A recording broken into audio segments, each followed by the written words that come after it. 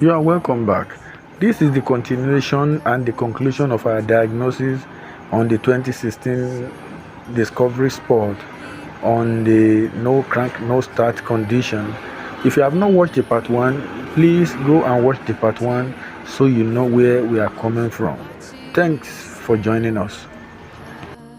So we click on clear DTC and everything is clear now. There is no more fault code currently.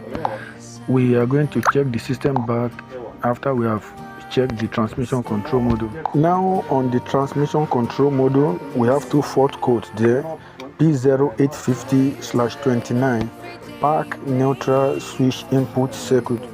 Then the second fault code P1707/72 transfer case neutral or park neutral indicator circuit. So these two fault codes on the transmission control module are directly pointing back to the gear shift module, because the park neutral position switch is an integral part of the gear shift module. So we are going to clear this code now from the transmission control module and all the modules. So if this fault come back again on the gear shift module, then the gear shift module will need to be replaced. Now click on clear DTC to clear fault code on all the system and reset all the system. And now all the system are reset, there's no fault code.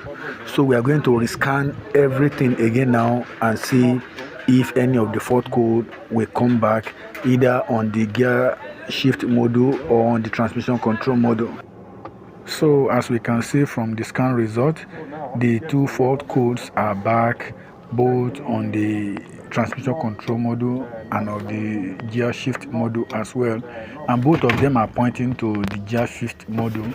So therefore the gear shift module is faulty and we are going to be replacing it.